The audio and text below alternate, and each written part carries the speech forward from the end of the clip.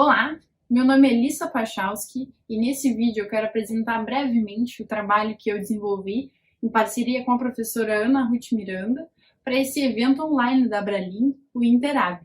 Nesse trabalho, a gente tem como objetivo principal discutir acerca da representação fonológica das cordas mediais do português brasileiro, tanto do ponto de vista do sistema infantil quanto do ponto de vista do sistema adulto. A gente faz isso por meio da análise de dados de escrita inicial, ou seja, dados produzidos por crianças em fase de aquisição da escrita, estudantes de 1º a 5º ano do ensino fundamental. Do ponto de vista do sistema adulto, se sabe que a composição da corda medial não é um ponto muito pacífico na literatura. Existem diferentes análises propostas. Uma delas, provavelmente a mais clássica, é a de Bisol, que admite até 4 segmentos consonantais em corda, mais os glides que nesse trabalho não são considerados para discussão. Outros autores vão discordar especialmente no que diz respeito à nasalidade medial, propondo uma representação monofonêmica ao invés de uma bifonêmica. Do ponto de vista do sistema infantil, o estudo de Mesomo, por exemplo, que é um pioneiro para a aquisição das cordas no português brasileiro, vai dizer que as crianças adquirem esses 4 segmentos consonantais em corda medial na seguinte ordem: primeiro a nasal, depois a lateral, depois a fricativa e por fim a rótica. Outros estudos vão questionar se as crianças realmente adquiririam uma corda lateral, sendo nesse caso interpretada, na verdade, como um glide em núcleo ramificado, não como essa consoante. Em relação ao sistema ortográfico, ele parece interpretar que existem 4 segmentos consonantais em corda, uma vez que existem grafemas que representam consoantes muito bem definidos para a representação gráfica nessa posição silábica. É nesse sentido que a gente diz haver uma fonologia do sistema ortográfico. Para o sistema ser operacional, ele precisa estabelecer relações entre fonemas e grafemas, e para isso, antes, então, ele precisa pressupor determinados estatutos fonológicos. Aqui entram, então, os dados de escrita. Mas antes da gente falar deles, é importante a gente justificar porque que a gente entende que eles sejam pertinentes para esse tipo de discussão. Em primeiro lugar, a gente entende que a escrita seria uma substância alternativa de atualização, de manifestação do conhecimento linguístico internalizado que todos os falantes têm. Em segundo lugar, a gente entende que a aquisição da escrita faz parte do processo mais amplo de aquisição da linguagem. Então, quando as crianças vão adquirir um sistema de escrita alfabética, elas têm a oportunidade de retomar esse conhecimento linguístico internalizado que elas já adquiriram via fala, e agora, então, vão manifestar esse conhecimento via escrita. E isso pode criar também condições para que mudanças representacionais possam acontecer nesse conhecimento. Nos vários estudos que a gente já realizou a respeito desse tema no grupo de pesquisa, e aqui a gente apresenta dados do estudo mais recente, a gente observa que a maior incidência de erros ortográficos está na grafia das consoantes lateral e nasal na corda medial, em relação à grafia das consoantes fricativa e rótica. Outro dado interessante é o tipo de estratégia que as crianças utilizam quando elas vão grafar essa estrutura silábica. Elas tendem a omitir o grafema, especialmente quando se trata da representação da nasalidade, e quando se trata da grafia da lateral, elas tendem a substituir um grafema por outro, ou seja, o L pelo U. Nós acreditamos que esse tipo de dado traz evidências para que a gente possa pensar que as crianças, ao iniciarem a aquisição da escrita, não tenham uma representação bifonêmica para a nasalidade medial, mas sim uma representação monofonêmica. E de forma similar, para o caso da lateral, elas não teriam uma representação dessa consoante lateral em corda, mas sim a de um glide, derivado de vogal alta, em núcleo ramificado. No entanto, o contato com a informação gráfica, a aquisição da escrita, criaria uma espécie de conflito cognitivo que pode vir a gerar uma mudança representacional no sistema infantil em relação a essas estruturas especificamente, alinhando esse sistema com o sistema adulto que está refletido no sistema ortográfico. Em linhas gerais, é disso que trata o nosso trabalho. É um assunto bem complexo, cheio de detalhes que nós não temos tempo de explorar nesse vídeo, mas por isso mesmo nós ficaríamos muito contentes se vocês entrassem em contato conosco para discutir e aprofundar essa conversa. E vocês também podem acessar várias referências bibliográficas sobre essa temática que estão disponíveis no site do nosso grupo de pesquisa. É só acessar esse QR Code. Muito obrigada e aguardamos o contato de vocês.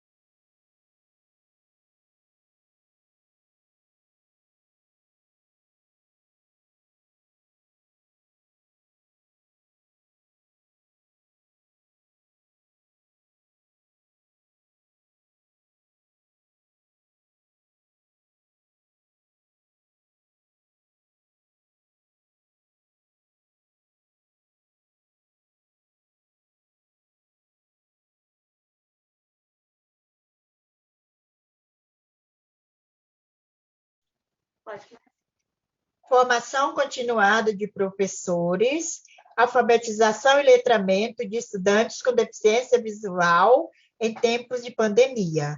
Jandira Azevedo da Silva, doutoranda em Linguística pela Universidade de Brasília. Formadora de professores para atuarem nas escolas da rede regular de ensino, onde há estudantes com deficiência visual, aqui em Goiânia. Cela Braille, base para a formação do sistema Braille. Sistema Braille, sistema de leitura e escrita em relevo utilizado universalmente pelas pessoas cegas. Inventado na França por volta de 1824 por Louis Braille. Alfabeto, letras de A a Z. Teoria social do letramento. Hoje se discute a alfabetização de crianças na perspectiva do letramento. Letramento conjunto de tecnologia que utiliza a escrita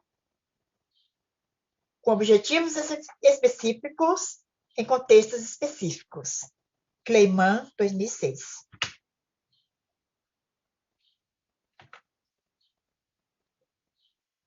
A alfabetização e letramento de crianças cegas acontecerá mediante o sistema Braille e a utilização de recursos específicos. Já as crianças com baixa visão, mediante a utilização de letras em tamanho ampliado, fonte e tipo de letra de acordo com seu resíduo visual.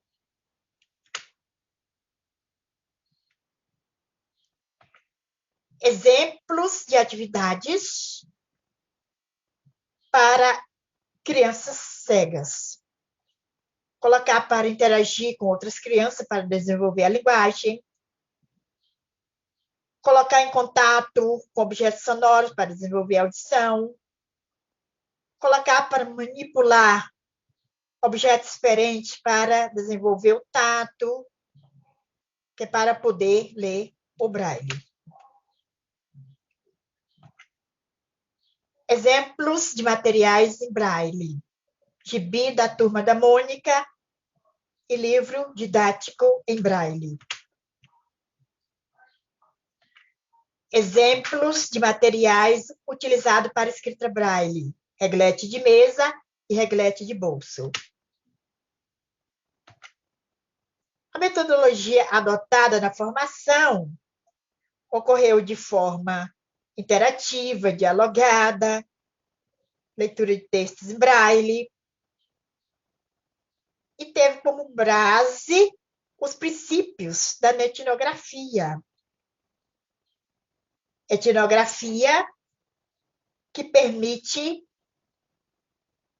a realização de pesquisa na internet. Foi composta por 21 cursistas, incluindo professores de escola municipal, estadual, universidade, estudante de pedagogia e pessoas com filhos com deficiência visual, familiares.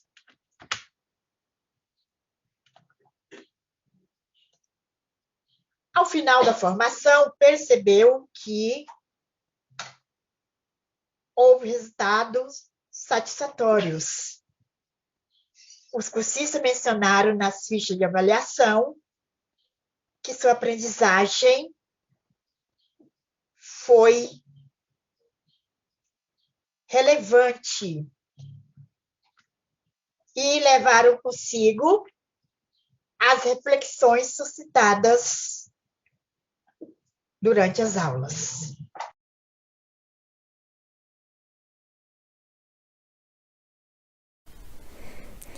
Olá a todos, a todas e a todos. O meu nome é Rosângela Nogarini Hilário e eu venho aqui apresentar para vocês alguns resultados de uma pesquisa de pós-doutorado que ainda está em andamento e eu nomeei essa apresentação como Aquisição e Produção da Marca de Plural no Português Europeu, reflexões a partir da observação do português do Brasil. Esse meu interesse pelo português europeu veio a partir das primeiras investigações que eu fiz sobre o português do Brasil. O que eu observei com a pesquisa e a análise sistemática dos dados que foram coletados de 3 crianças brasileiras, 2 crianças brasileiras e uma criança bilíngue, foram 3 possibilidades de marcação de plural nominal no português do Brasil. Então, nós temos a marcação padrão e a marcação não padrão, né, como marcas possíveis da fala do adulto, e na fala da criança o que eu observei foi então 3 tipos de marcação. A partir dessas observações em relação ao português do Brasil, eu comecei a observar um pouco mais o que os autores falavam sobre o português europeu. E no caso aí de um texto da Ana Castro, de 2010, ela traz esses 2 dados de uma criança, Tomás, de 1 ano e 8 meses, e também um dado de 2 anos e 3 meses, em que a criança produz doicãos, né, e também produz ocãos, que é muito parecido com o que a criança brasileira, né, nos dados que eu coletei, fazia. A partir disso, então, eu comecei a pensar quais são os tipos de marcação de plural que estariam presentes na produção oral da criança portuguesa. A partir disso, eu voltei aí aos trabalhos. Tem muitos trabalhos, principalmente pensando em processamento. E a minha intenção é analisar a produção da criança, né, e a singularidade dessa produção da criança ao produzir o morfema de plural. Então, eu falo de um lugar teórico que é um lugar teórico de uma abordagem dialógico-discursiva baseado nos estudos de Bakhtin e de Voloshinov, e também de uma perspectiva interacionista. Então, para mim, interessa também observar a relação entre a fala da criança e a fala desse interlocutor adulto, e não apenas a produção da criança. Não vai ser possível mostrar isso aqui nessa pesquisa. Para essa apresentação, eu vou trazer a análise, que é uma análise mais da produção linguística da criança, não tanto relacionando com a questão da interação. Aí eu trago alguns exemplos das construções, das possibilidades de construção de plural. Aqui eu trago um gráfico com a quantificação dessas produções da criança. O que mais aparece na produção dessa criança, na produção do plural, né, do sintagma nominal plural com o morfema de plural, são os nomes no plural, em sintagmas com apenas um elemento. E no caso de construções sintagmáticas em que a gente tem, por exemplo, determinante nome, então a gente há uma combinação, em que há uma combinação aí, né, possível, o que mais aparece, que a gente vê aqui, é determinante singular nome plural.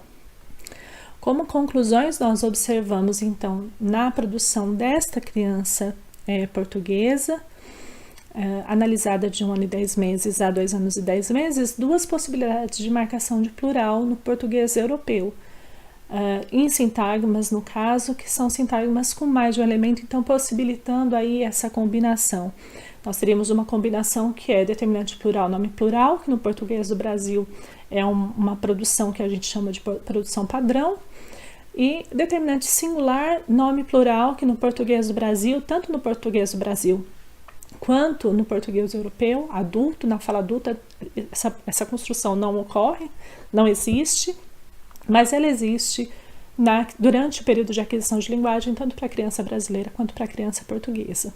O apagamento ou a não produção da fricativa, e nesse caso algo que nós vimos também na produção da criança brasileira, uma preferência pela produção do morfema no elemento mais à direita do sintagma. Não foram observadas construções menos previsíveis na produção da criança portuguesa. A presença do outro, principalmente em movimentos de reformulação, e com esses resultados do português europeu, nós podemos pensar que não seria a variação do português do Brasil que desencadearia na produção da criança as construções do tipo determinante singular nome plural, já que no português europeu a gente não tem a presença de variação, mas a gente tem também a criança portuguesa produzindo esse tipo de combinação nos sintagmas. Muito obrigada pela atenção.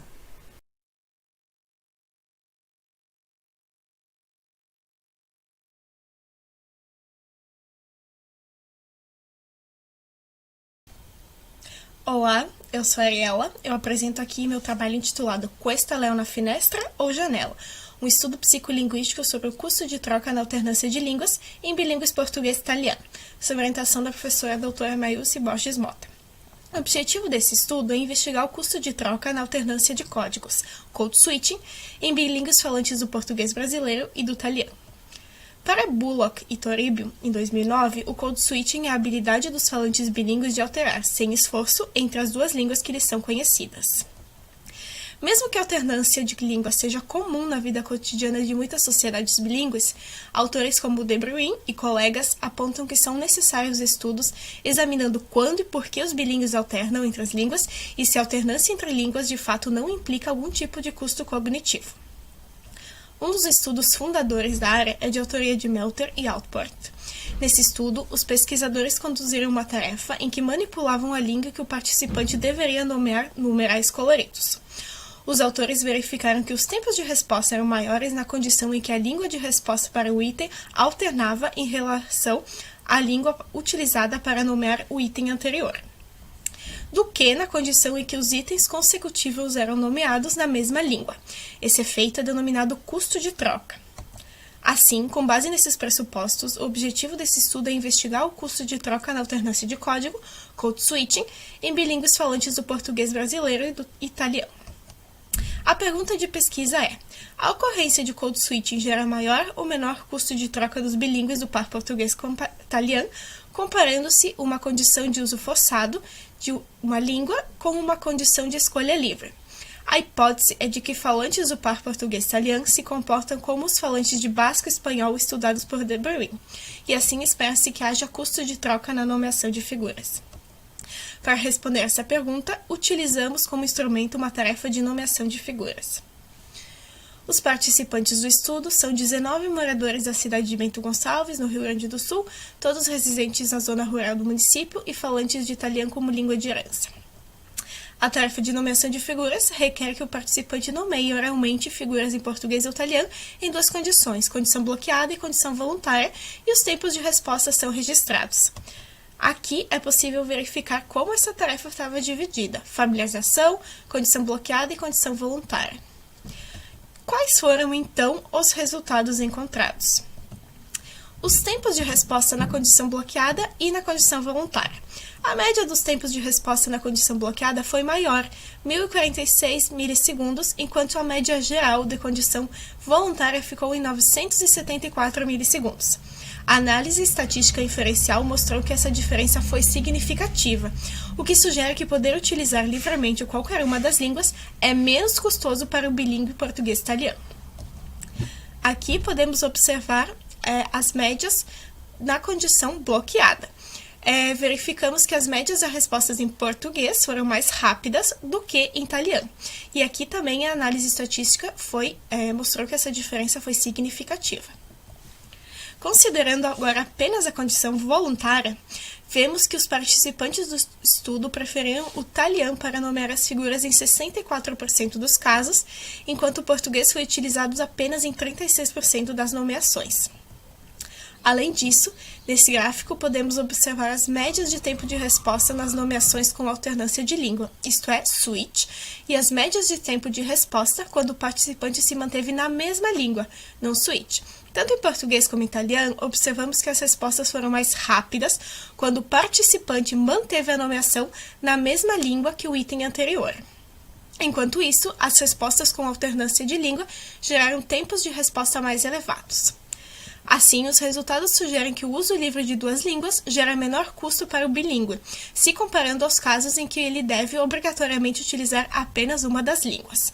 Além disso, quando ele deve utilizar somente uma das línguas, é o português que tem menor custo de troca. Enquanto isso, na condição voluntária, os resultados indicam um menor custo de troca para o italiano, possivelmente em função de mecanismos persistentes de inibição da língua majoritária e de características da gramática de línguas de herança, que tende a ser econômica para otimizar recursos cognitivos em contextos sociolinguísticos em que há um desequilíbrio de exposição ao input.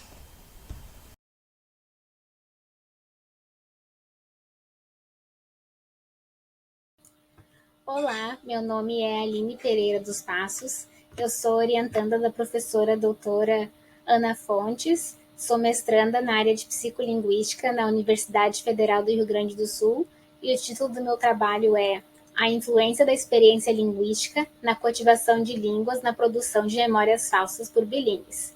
Bem, primeiramente, o que são memórias falsas? São memórias criadas com o intuito de preencher um espaço na memória, e elas podem ser criadas tanto naturalmente quanto serem induzidas.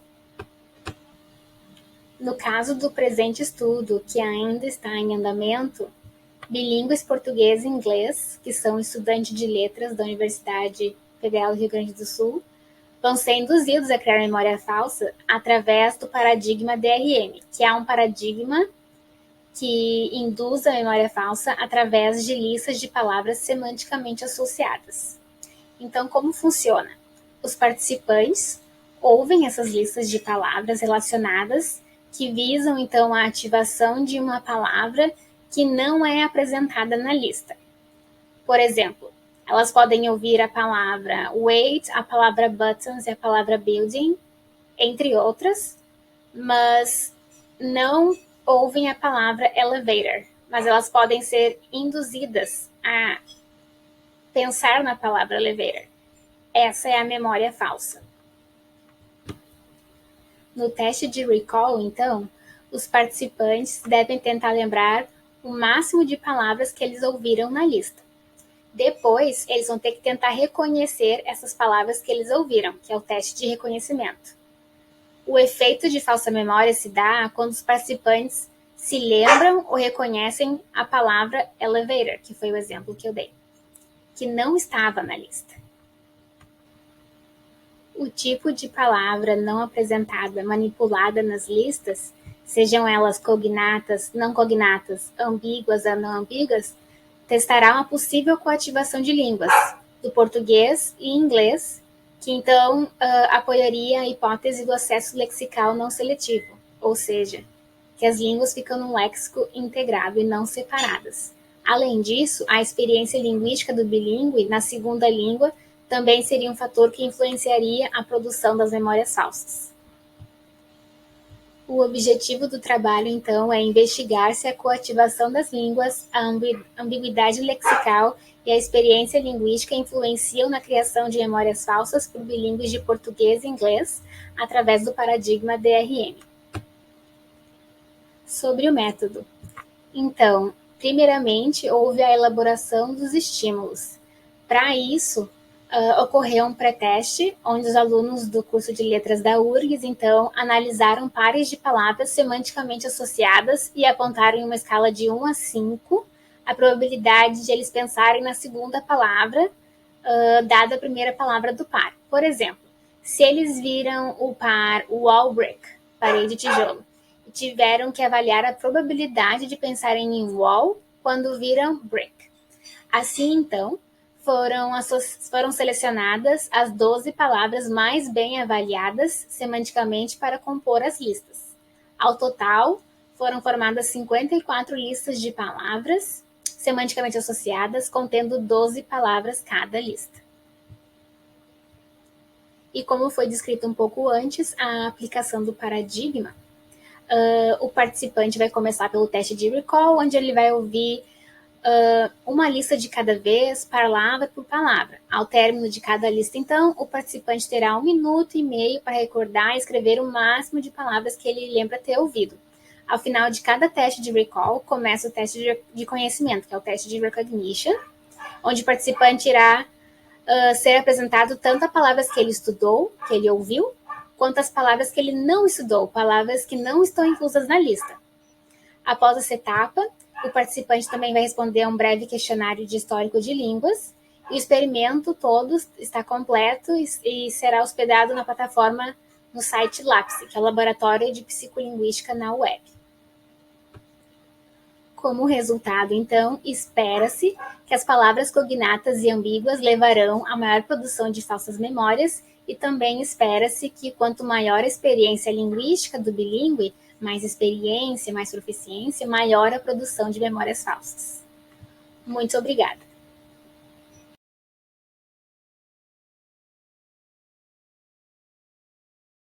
Olá, eu sou a Gabriela Golembieski, acadêmica do curso de Letras Português e Inglês da Universidade de Passo Fundo e bolsista de iniciação científica PIBIC-CNPq. Neste vídeo pôster vou apresentar o trabalho que tem como título Construções Metafóricas na Narrativa da Criança, o caso do limpador de para-brisa dos trens. Tentarei responder a seguinte questão: como se estabelecem as transferências analógicas de denominações nos deslocamentos realizados pela criança na linguagem? Quando pensamos a aquisição da linguagem, nosso viés teórico-metodológico se pauta na perspectiva enunciativa aquisicional proposta por Silva 2009 a partir dos estudos banvenistianos. A autora propõe um dispositivo teórico-metodológico para caracterizar o processo de aquisição da linguagem. Nesse dispositivo estão implicados a criança, eu, o outro de seu convívio, tu, a língua, ele minúsculo, e a cultura, ele maiúsculo, todos implicados no ato de aquisição da linguagem. A autora também afirma: enunciação é ato de enunciar na língua, e a aquisição é ato de adquirir uma língua. Dietrich 2020 deriva dos estudos banvenistianos a concepção de narrativa como ato enunciativo. A autora parte do princípio de que o ato de narrar envolve certas particularidades enunciativas que se estabelecem no discurso através de um modo específico de se narrarem as experiências vividas ou imaginadas em eventos particulares.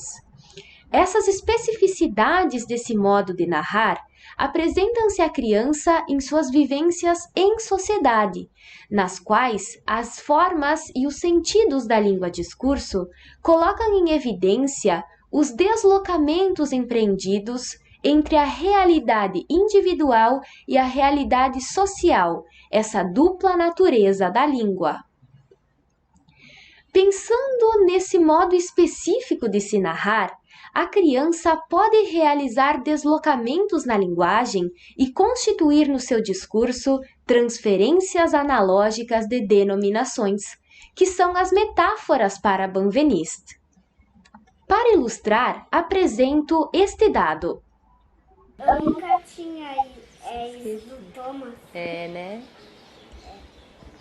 Não acredito. Sabe como que fala isso? Limpador de para-brisa dos trens. Ah, é? É limpador de para-brisa. Pra limpar o que tá sujo no trilho, senão o trem prende. Ou se ser uma lama, o trem cai, daí não sai mais. Então tem esse limpador de para-brisa pra limpar todas as sujeiras que tá no trilho, senão é perigoso travar o trem. Nossa. Até a coisa de pedalar no trem. Ah, é? Pedal do trem. Você entende tudo de trem, hein? Entendo. Mesmo assim que ninguém me fala nada de trem, eu entendo. E é difícil de tirar eu de gostar do Marco, hein? Nem gosto de parar de gostar do Marco. Ah, mas você pode gostar dos dois, né? Não tem problema. Voltando à questão inicial, observando esse dado, a criança mobiliza a língua-discurso buscando denominações para nomear as coisas do mundo. É pela analogia de sentido das formas da língua que se estabelecem as transferências analógicas de denominações. Há a renovação da forma e do sentido de uma expressão consagrada da língua, no aqui e agora da enunciação e na relação intersubjetiva com o tu. As transferências analógicas de denominações são possíveis no discurso, na língua em uso, e são estabelecidas pelo falante através das experiências no simbólico da linguagem na sua cultura. Essas são as referências e muito obrigada!